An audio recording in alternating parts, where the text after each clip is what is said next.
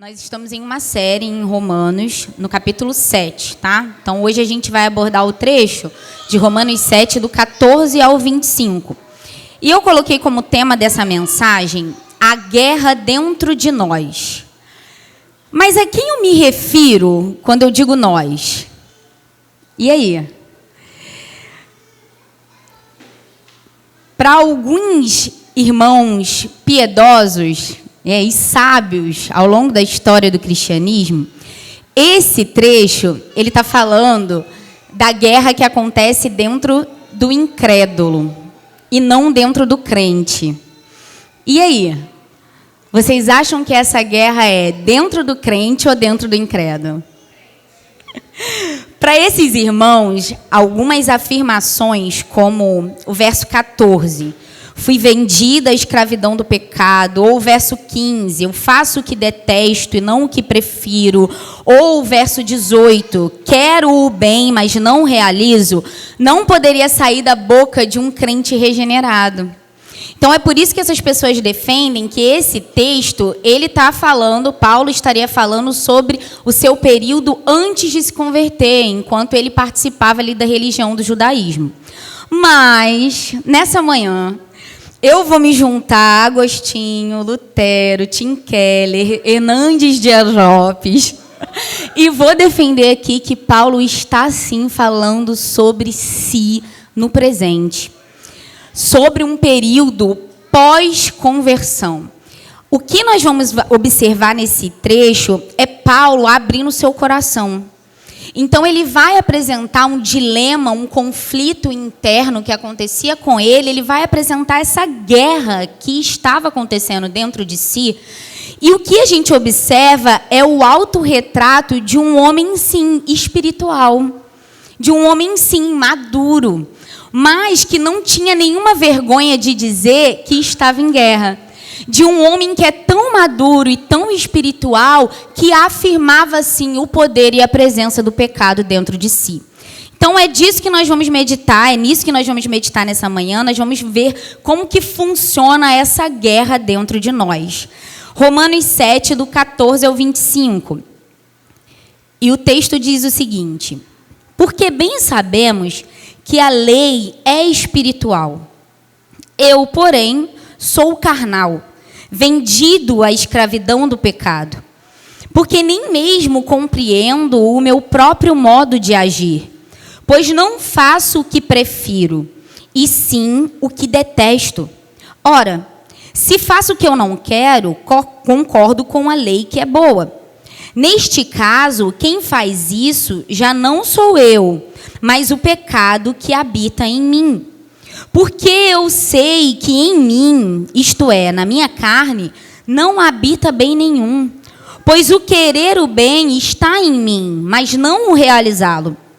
Porque não faço o bem que eu quero, mas o mal que eu não quero, esse faço. Mas, se eu faço o que eu não quero, já não sou eu quem o faz, e sim o pecado que habita em mim. Assim, encontro esta lei: quando quero fazer o bem, o mal reside em mim. Porque, segundo o homem interior, tenho prazer na lei de Deus, mas vejo nos meus membros outra lei que, guerreando contra a lei da minha mente, me faz prisioneiro da lei do pecado que está nos meus membros. Miserável homem que sou! Quem me livrará do corpo desta morte? Graças a Deus por Jesus Cristo, nosso Senhor. De maneira que eu, de mim mesmo, com a mente, sou escravo da lei de Deus, mas segundo a carne, sou escravo da lei do pecado. Então, o primeiro argumento que eu vou utilizar aqui nessa manhã, a favor dessa tese de que Paulo está falando sobre si no tempo presente, de que ele já era convertido, não chega a ser um argumento, mas é a nossa própria experiência de vida. Com sinceridade, meu irmão, me responde, é fácil ser crente? Definitivamente não, não é fácil. Não é fácil a gente amar a Deus de todo o coração, não é fácil amar a Deus de todo o coração em um mundo caído. E não é fácil amar a Deus de todo o coração tendo essa carne pecaminosa, que o tempo todo faz com que a gente desobedeça a Deus, que nos inclina para esse lugar. Então, nós facilmente, pela própria experiência de vida, nos juntamos a Paulo. Essa guerra é uma guerra que acontece em cada um de nós. Então, as pessoas que dizem que não tem esse tipo de conflito, pode ser que ela esteja pecando, né? É o pecado da mentira que está atuando ali. Porque se nós formos sinceros, nós nos juntamos a Paulo e assumimos que esse conflito também existe dentro de nós. E o segundo argumento, ele já nos é dado aí no verso 14, logo no início. Eu queria que vocês prestassem atenção em um detalhe. Do capítulo 7, do 7 ao 13, a gente observa que todos os verbos eles estão no tempo passado. E então, aqui, a partir do 14, há uma diferença, há uma mudança no modo verbal e os verbos passam a ser no presente. Então, esse é mais um argumento de que Paulo, então, estaria falando sobre a sua realidade daquele momento, sobre a realidade de um apóstolo, de alguém que, sim, era convertido. Veja aí o verso 14. Porque bem sabemos que a lei é espiritual. Eu, porém, sou carnal, vendido à escravidão do pecado. Então, Paulo afirma, mais uma vez, a lei não é o problema. A lei é boa. A lei é espiritual. Ela veio de Deus. Ela foi dada pelo Espírito. Então, o problema não é ela. Em contraste, o apóstolo Paulo apresenta-se, então, como o problema. Ele afirma, eu sou o problema. Eu sou carnal. E quando Paulo fala que ele é carnal, ele não está querendo dizer que ele não é convertido. Essa é a mesma palavra que o apóstolo Paulo utiliza quando ele vai tratar os coríntios. Ele também os chama de carnal. Então, o que significa isso? Não é que Paulo esteja dizendo que ele ainda está na carne, mas que a carne ainda está nele. Então, ele ainda tinha esse conflito, ainda existia esse dilema por causa da natureza pecaminosa dele. E ele afirma, então, eu sou vendido à escravidão. E essa expressão aqui é uma expressão que causa um conflito em muitas pessoas, porque parece que Paulo estaria, então, se contradizendo com tudo aquilo que ele falou no capítulo 6, sobre não sermos escravos do pecado, entregues ao pecado. Então, isso causa um certo tipo de confusão, mas vamos lá. Primeiro, Paulo não está se contradizendo, tá? Então, sim, o crente, ele não é mais escravo do pecado. Nós morremos para o pecado, como afirmam os versículos anteriores e os capítulos anteriores, tá? Mas ainda assim, ainda que nós não sejamos mais escravos do pecado, existe uma natureza pecaminosa dentro de nós. E essa natureza, ela vai guerrear contra nós. Então, Deus, ele sim nos libertou da prisão do pecado, mas ainda assim nós teremos que conviver com essa natureza pecaminosa. E essa vai ser uma tentação para nós enquanto vivermos, infelizmente. Lutero uma vez disse o seguinte: pensei que o velho homem tinha morrido nas águas do batismo, mas descobri que o infeliz sabia nadar. Agora tenho que matá-lo todos os dias. E aqui talvez seja uma das maiores decepções do crente, não é? Quem aqui nunca passou por isso? Você se batiza, aquele domingão maravilhoso, cheio de expectativa, a irmã aqui que se batizou há pouco tempo, e aí você pensa o quê? Eu vou descer naquela piscina e eu vou subir uma nova criatura. Então, tudo vai estar diferente. E quando a gente chega lá no primeiro conflito, que a gente observa, que a gente reage da mesma maneira que reagimos antes do batismo, a gente pensa, meu Deus, será que eu realmente me batizei? O velho homem sabe nadar, como dizia Lutero. O Hernandes Dias Lopes explica todo esse contexto de uma maneira que eu achei bem explicativa e resolvi trazer para a gente. De uma maneira simples também. Na justificação, nós somos libertos da penalidade do pecado. Na santificação, nós somos libertos do poder do pecado. Mas é só na glorificação que nós seremos libertos da presença do pecado. Então, durante esse período da nossa conversão e esse processo todo em que nós estamos sendo santificados, nós vamos continuar lutando contra o pecado.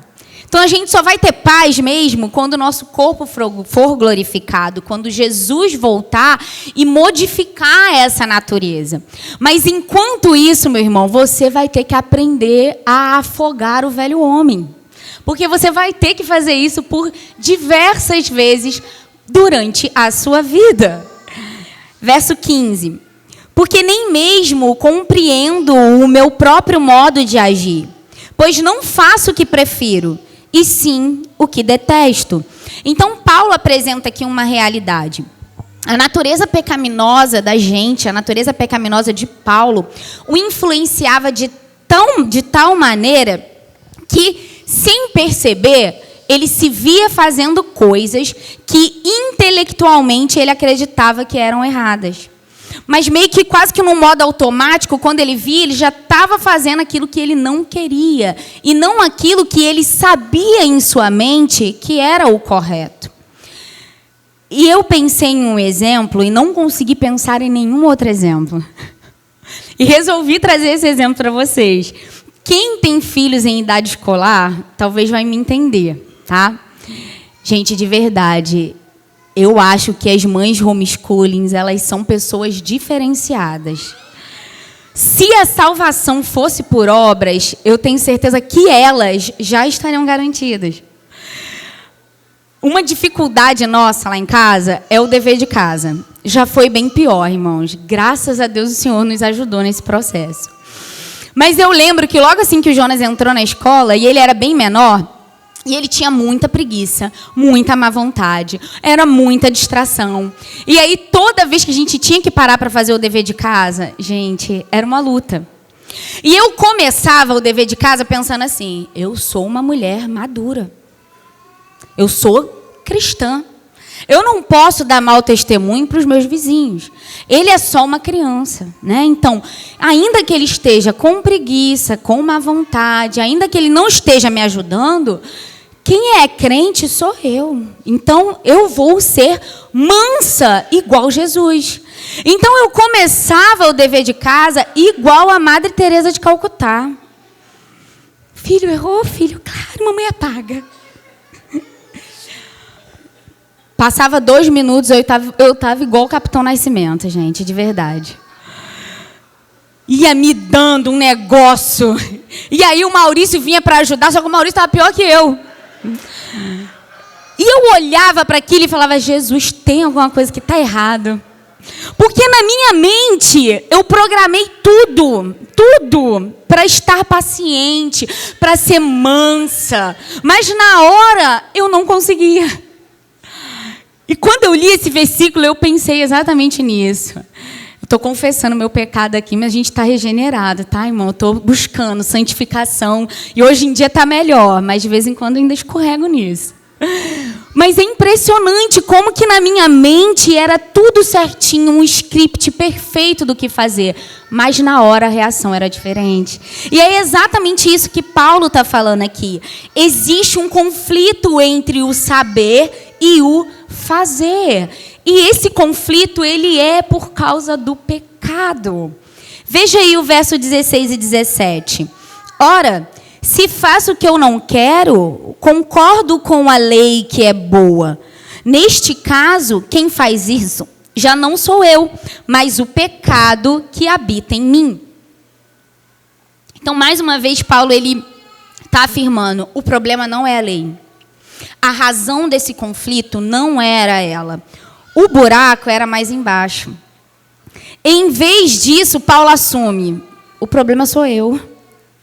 O maior vilão sou eu, como já canta Tainá Gonçalves, né? Nós somos o problema. E aqui nessa manhã eu quero te ajudar. Você, irmão, que gosta de arrumar alguém para ser o motivo, né, das suas reações, alguém para você colocar a culpa, eu estou te ajudando. Você tem alguém para colocar a culpa. Você mesmo. O problema não é o seu cônjuge, o problema não é o seu chefe, o problema não é o seu irmão atribulado da igreja. O problema é você. Você é o vilão, você é o problema. É a sua natureza pecaminosa. Então é o pecado que gera esse conflito em nós. E Paulo afirma, não é o meu verdadeiro eu que causa isso. Ou seja, não é o íntimo do meu ser, não é o novo homem. E sim o meu velho eu. E sim a força do pecado que está em mim. Mas eu acho importante salientar que, de forma nenhuma, Paulo está tentando fugir das suas responsabilidades, tá? Paulo não está se eximindo das suas responsabilidades como crente, mas ele está identificando a força do pecado. E ao longo dessas últimas semanas, nós temos visto que o pecado ele é um problema bem mais complexo do que nós podemos imaginar. Eu acho que quando a gente se converte, quando a gente toma aquele banho no batismo, a gente não tem noção do inimigo que a gente está lidando, que é o pecado. E essa carta de Romanos, ela é muito boa por conta disso, porque ela abre os nossos olhos para esse que é um grande problema. Se o pecado não fosse um problema do tamanho que é, Jesus não precisaria ter derramado seu sangue para resolvê-lo. Então é um problema, sim, complexo. E quando muita gente lê esse texto, algumas pessoas imaginam o apóstolo Paulo dizendo essas coisas com uma certa leveza, né? Imaginam um apóstolo Paulo lá numa redinha no Nordeste, no meio do mar, com uma aguinha de coco na mão e falando assim, o bem que eu quero fazer, esse eu não faço. Mas o mal que eu não quero, esse eu acabo cometendo. Mas não é essa a visão. Nós devemos imaginar o apóstolo Paulo em um ringue, com o olho roxo, com sangue escorrendo no rosto. Ele está lutando contra o pecado. Ele não está se entregando ao pecado. E isso faz toda a diferença. Ele está em guerra, ele está em conflito. Então, há uma diferença entre o pecado que sobrevive e o pecado que reina. Há uma diferença entre o regenerado em conflito com o pecado e o não regenerado complacente com o pecado. Há uma diferença entre o pecado viver em nós e o fato de vivermos em pecado.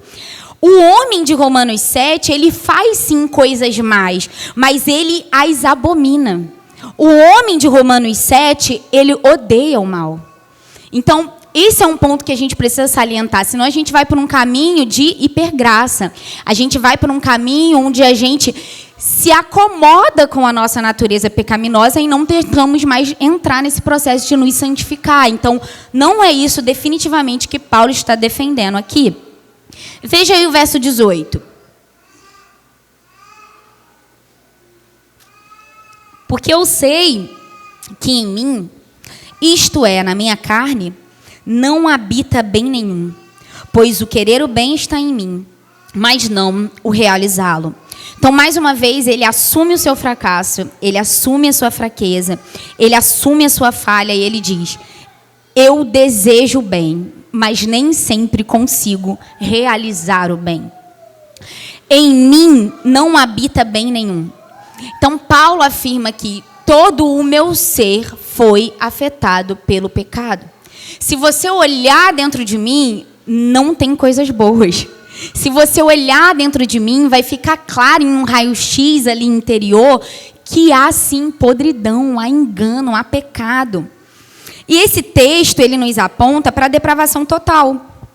Essa doutrina que ensina que o pecado original, ele corrompeu todas as partes do ser humano.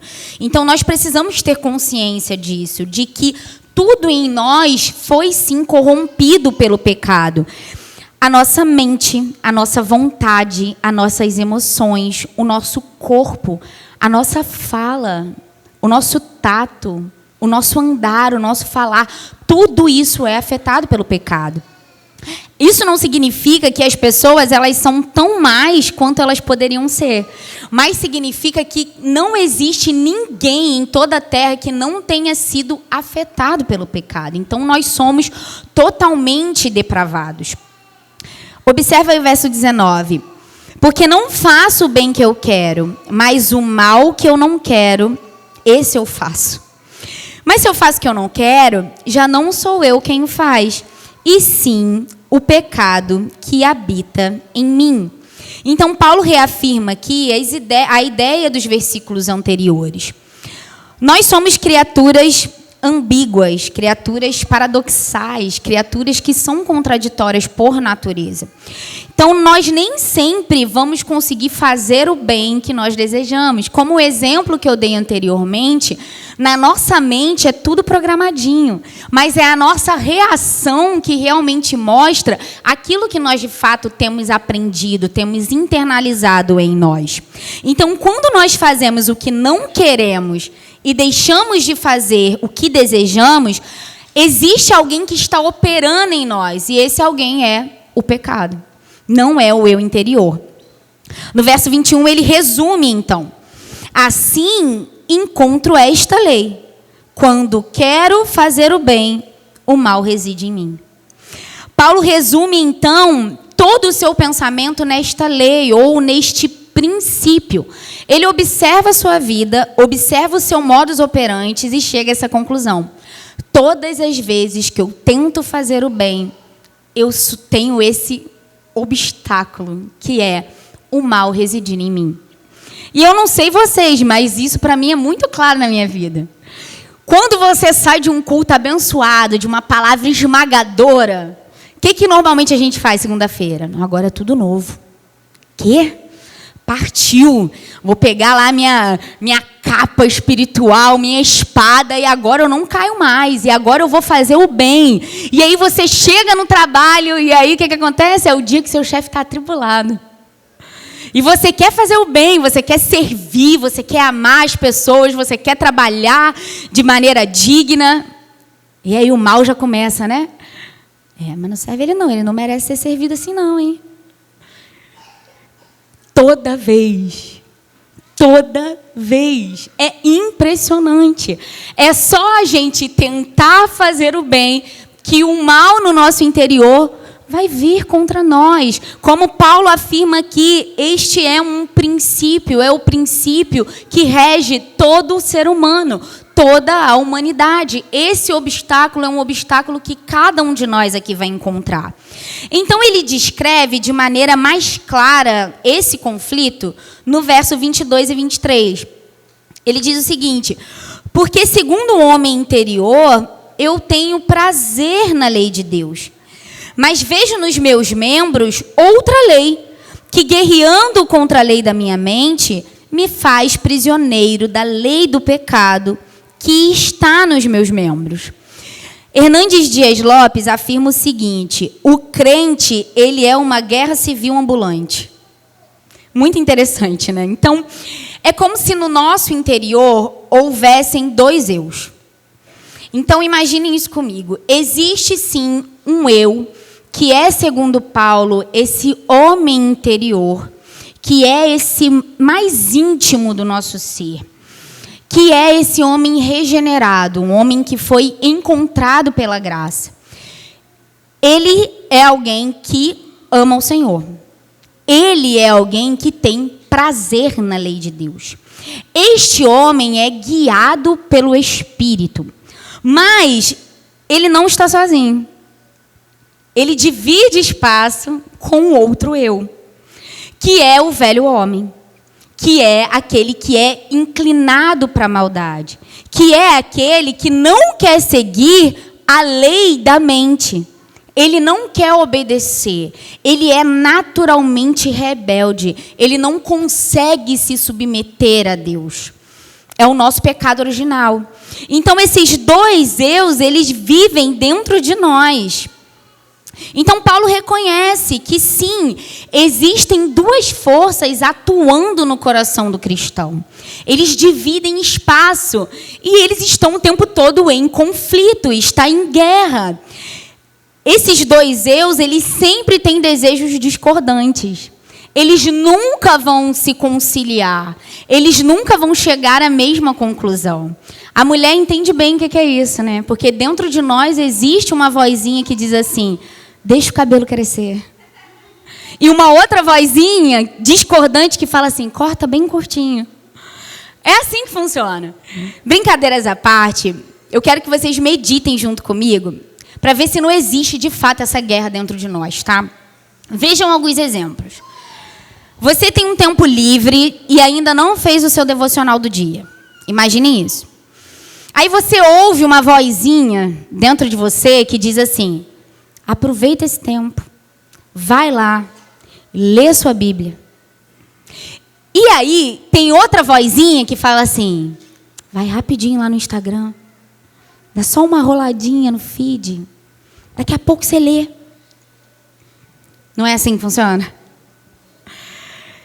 Você teve uma semana cansativa e você sabe que você está angustiado, que você está ansioso. E aí você sente dentro de você uma voz que diz: vai orar. Você só vai encontrar descanso nesse lugar. E aí tem uma outra voz que diz: hoje é um dia, você teve uma semana tão cansativa. Maratona a sua série preferida. Pede um lanche, um bolo de chocolate com bastante calda. Você vai encontrar descanso. Ou ainda, seu companheiro chega do trabalho estressado e fala com você de maneira ríspida. E ali naquele momento você pensa: a mulher sábia constrói, a tola destrói. O que eu vou fazer? Eu vou me calar. Mas tem uma vozinha dentro de você que ela já vem com tanta força, e quando você vê, você está assim: eu só acho engraçado que... E pronto. Confusão armada. Não é verdade que existe uma guerra dentro de nós. Não é verdade que não é fácil ser crente, que não é fácil obedecer aos mandamentos. A grande questão é: qual desses eus a gente vai ouvir? Qual dessas vozes tem mais força para nós? E a verdade é que para nós cristãos esse problema deveria ser um problema resolvido. Ainda que o conflito aconteça e ele exista, existe uma voz que é a voz certa a se seguir. O problema é que nem sempre a gente escuta essa voz. E a gente muitas vezes cala essa voz e ouve a voz do nosso velho homem. E realmente o pecado nos faz agir. Então o conflito de Paulo é muito grande. É como se ele afirmasse no fundo do meu coração, bem lá no fundo, no meu homem interior, na minha mente: eu sei que eu me deleito na lei de Deus. A lei de Deus, ela é sim agora o poder principal no meu coração e na minha mente. Mas eu não posso negar. Existe outro poder dentro de mim, o poder do pecado. Ele não é a influência dominante do meu coração, mas sim, ele guerreia contra os meus desejos mais profundos de santidade. Eu estou em guerra. Eu estou em conflito. Diante, então, dessa verdadeira guerra interior, Paulo clama no verso 24: miserável homem que sou, quem me livrará do corpo desta morte? Quando nós olhamos para os nossos fracassos e para os nossos esforços em vão, quando nós lemos a lei de Deus e olhamos para a nossa própria vida e muitas vezes para a nossa dificuldade em seguir a lei de Deus, nós nos juntamos a Paulo. E a única coisa que a gente pode falar é isso: miserável. Existe essa agonia, essa tensão dentro de nós, que é o desejo de obedecer a Deus e a incapacidade de nos livrar por nós mesmos da nossa natureza pecaminosa. Então, nós clamamos: miserável homem que sou. Que desgraçado eu sou, que desventurado eu sou.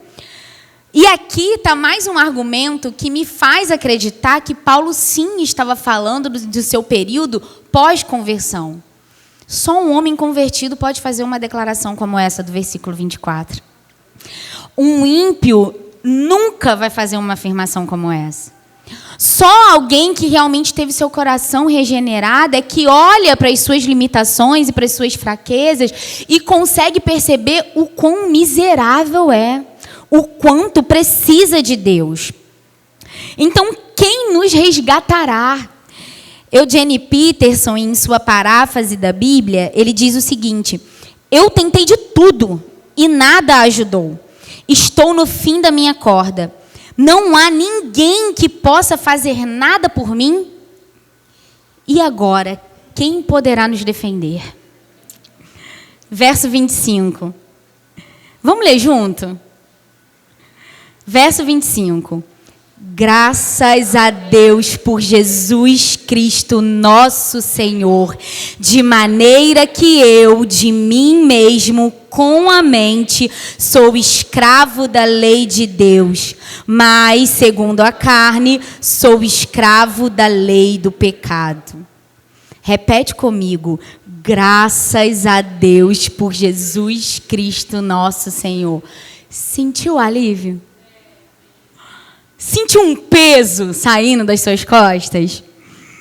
Pois bem, sem esse clamor anterior do apóstolo Paulo, sem esse nosso clamor de miserável, necessitado, nós não conseguimos desfrutar da justiça que nos foi concedida. É necessário que a gente saiba o tamanho do problema do pecado, o quão complexo ele é, para que a gente desfrute dessa liberdade que Jesus nos deu. E para que a gente desfrute dessa esperança que temos. Aqui é o momento onde Paulo retira os olhos de si mesmo e direciona os olhos para Deus e para tudo o que o Senhor fez. Tem muita gente que fica confusa com esse trecho que nós abordamos nessa manhã, porque para essas pessoas é como se Paulo caracterizasse a sua luta contra o pecado não como uma luta, mas quase como uma derrota assumida. Então, Paulo está sendo derrotista. Mas não é isso que ele faz. Na verdade, Paulo está enfatizando que, por si próprio, ainda que ele seja crente, ainda que ele seja maduro, ainda que ele seja espiritual, ele não consegue viver da maneira como deveria.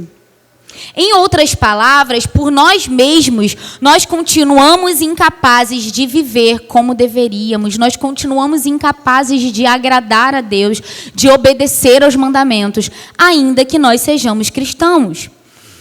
Embora, sim, exista uma nova identidade, embora exista o deleite no nosso coração, embora exista prazer na lei de Deus, prazer em Deus, ainda assim, nós somos totalmente incapazes de guardar toda a lei.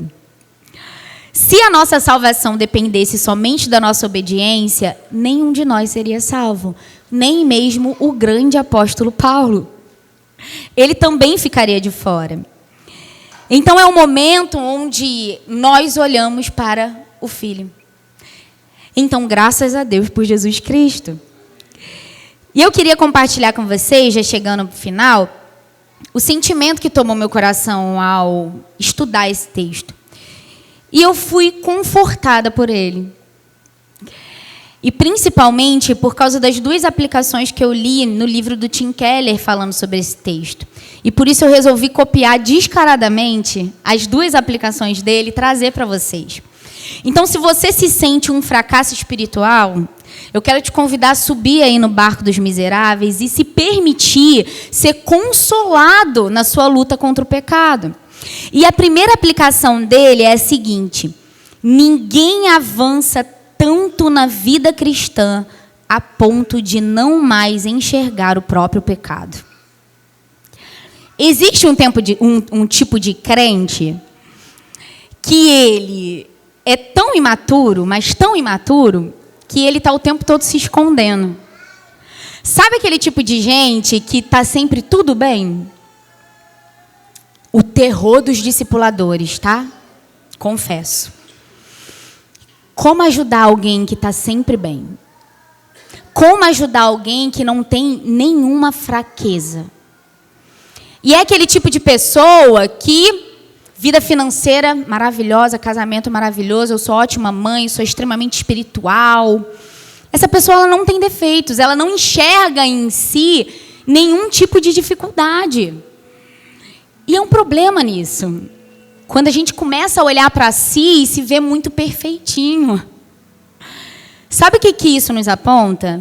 Que a gente está distante de Deus. Porque quanto mais próximos nós estamos de Deus, mais facilmente nós vamos ver os nossos pecados. Deus é luz. E nele não há sombra nenhuma de trevas. Então ele lança sua luz sobre nós e aquelas que eram antes pequenas sujeirinhas passam a ser para nós grandes feridas. Quanto mais perto estamos de Deus, mais preocupados nós estaremos com o pecado. Então, quanto mais perto estamos de Deus, mais facilmente enxergamos a nossa sujeira. Quanto mais maduros nos tornamos, menos santos a gente se sente. Quanto mais santo a gente fica, menos santo a gente se sente. Não é à toa que o apóstolo Paulo ele compartilha esse conflito. Eu não duvido que o apóstolo Paulo buscava por santidade, mas o pecado era tão grandioso para ele, justamente porque ele era um homem que amava a santidade. Então talvez o problema seja justamente esse. Será que estamos tão perto de Deus a ponto de enxergar as nossas mazelas? Porque nós somos muito bons em enxergar o pecado no outro. Isso também é combo do pecado. A nossa natureza pecaminosa faz isso conosco. Ela faz a gente ser rápido em apontar o cisco que está no olho do irmão, sem observar o tamanho da trave que está nos nossos. Então, meu irmão, você não pode deixar de se sentir um pecador. Nem por um segundo. Porque é isso que você é. Você é um pecador. Quebrado. Você é um miserável. Você é um desgraçado. É isso que você é. É isso que eu sou. E é por isso que nós precisamos de um Salvador. E a segunda aplicação é a seguinte: ninguém avança tanto a ponto de não lutar contra o pecado. É típico quando nós estamos em luta contra o pecado, a gente se vê como a pior das criaturas. Da gente se sentir imaturo, da gente se sentir abominável. Tanto que a gente faz o quê? Se esconde. Como se cristãos maduros não lutassem contra o pecado. Contudo, Romanos 7, ele nos encoraja que o conflito contra o pecado, ele é totalmente coerente com a vida cristã. Se você está lutando contra o pecado, você está justamente no caminho certo. Você está em desenvolvimento. Você está em um processo de santificação. Que bom! Seria ruim se você estivesse achando que está tudo bem e que você merece o prêmio de melhor crente do ano. Aí é que seria um problema. E enquanto nós cantávamos aqui, eu pensei em uma terceira aplicação desse texto. O Senhor ministrou no meu coração que o Senhor ele é mais misericordioso do que nós podemos imaginar. Eu senti o Senhor ministrando isso. Eu creio que é algo que o Senhor quer ministrar a corações aqui nessa manhã. Não meça a misericórdia de Deus pelo seu nível de misericórdia. Se lembra que tem um velho homem aí, uma natureza pecaminosa que te estraga? Nós não somos misericordiosos, a verdade é essa. Nós temos um nível de justiça própria que é muito grande. O erro do outro é sempre pior do que o nosso. Mas o nosso Deus não. O nosso Deus, ele tem uma especialidade que é colocar os olhos na miséria do outro. E ainda que nós sejamos quem somos, estes miseráveis, quebrados, que está aqui, ó, num ringue, lutando contra o pecado, com a cara ensanguentada, olho roxo, Deus nos deseja. E o Senhor está sempre disposto a nos perdoar. Não esqueça disso. O seu Deus, ele é misericordioso, mais do que você possa imaginar. E Paulo, então, de maneira maestral, ele prepara o terreno para o que vem no capítulo 8. Aqui, então, no capítulo 7, ele deixa claro o quão quebrado nós somos, o quanto precisamos de Deus, o quanto que por nossas forças, ainda que sejamos crentes, ainda que estejamos aqui nos estudos, nos domingos, nas quintas, o quanto somos incapazes de agradar a Deus e de obedecer toda a lei. Então Ele nos apresenta, nos relembra, na verdade, graças a Deus por Jesus Cristo. Graças a Deus porque é Ele quem nos justifica e não nós mesmos. E graças a Deus pelo Espírito Santo, que vai ser o tema do capítulo 8. A esperança para nós.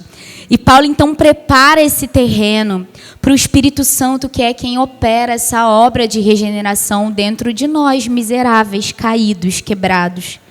Então, que o seu coração se encha de expectativa para aquilo que está por vir nas próximas semanas. E que você seja consolado, porque nessa guerra você não está só. Sobe aí no barco dos miseráveis e vamos guerrear juntos. Amém? É isso.